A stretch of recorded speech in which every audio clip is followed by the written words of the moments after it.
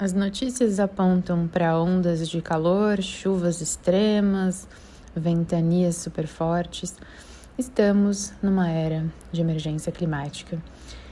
E quais são os locais que podem nos abrigar em momentos assim, que podem nos oferecer um pouquinho de aconchego para os dias mais complexos, que podem fazer parte desse contexto em uma sociedade que ainda funciona para além da sobrevivência.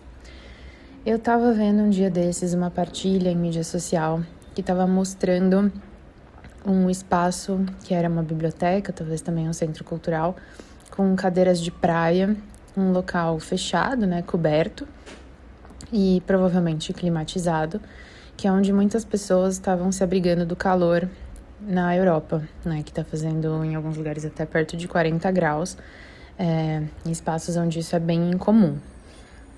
E eu estava pensando numa situação que eu vivenciei alguns anos atrás, que foi bem diferente dessa, mas onde eu estava caminhando num dia de muito calor, Em São Paulo tem espaços em que, por conta das ilhas de calor e do asfalto, a sensação térmica é ainda maior. E eu parei numa livraria, tava rolando um chorinho, uma apresentação, tipo essa que apareceu aí na tela, foi na mesma livraria inclusive, mas não foi esse o dia. E eu comecei a pensar em todos os eventos legais que eu fui em livrarias nos últimos tempos, O como que entrar lá é mais do que só comprar um livro e mesmo parar para vê-los, para conhecer os títulos, para conversar com pessoas que entendem sobre isso. Lugares que têm exposições de fotografia, que tem sim os eventos de lançamento de livro, mas também outras formações, que eu fui nessa malinha que eu mostrei, era de um ateliê para fazer livro-objeto, espaços que têm diferentes contextos de exposição, que abraçam não só autores e editoras, mas também outros processos que fazem parte, ilustração, encontros para desenhar,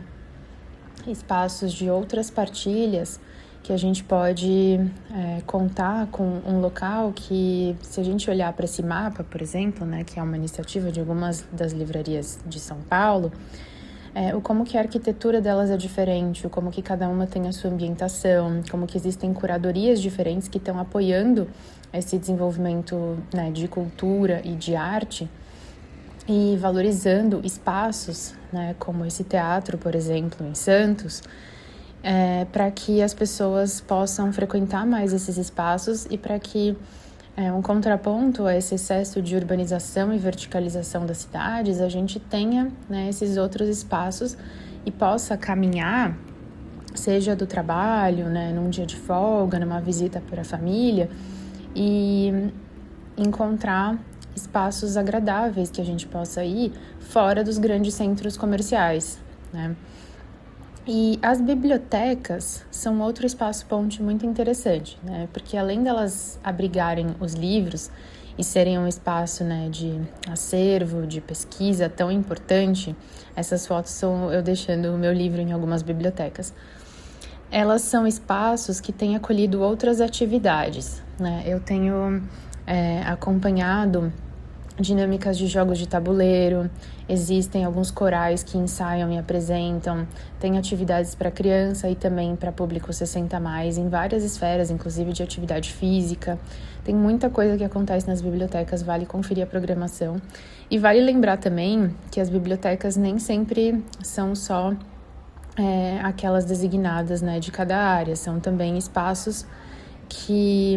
podem acontecer em cafés, em espaços culturais, em espaços particulares, em espaços comunitários, mostrando essa interação com outras iniciativas dos bairros, das ruas, das hortas, enfim.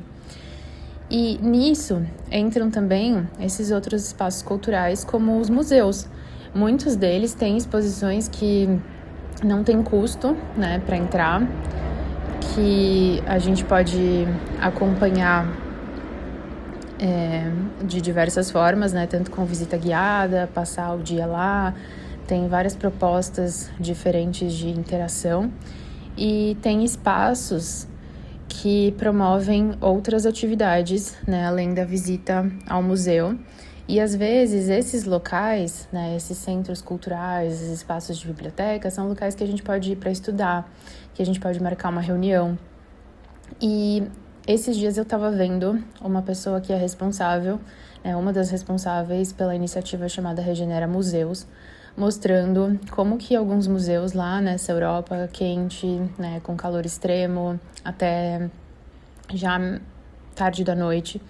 têm se abrigado em jardins, né, em espaços abertos que nem fazem parte da área interna do museu ou das exposições, e que às vezes são espaços com cafés, às vezes são praças, enfim.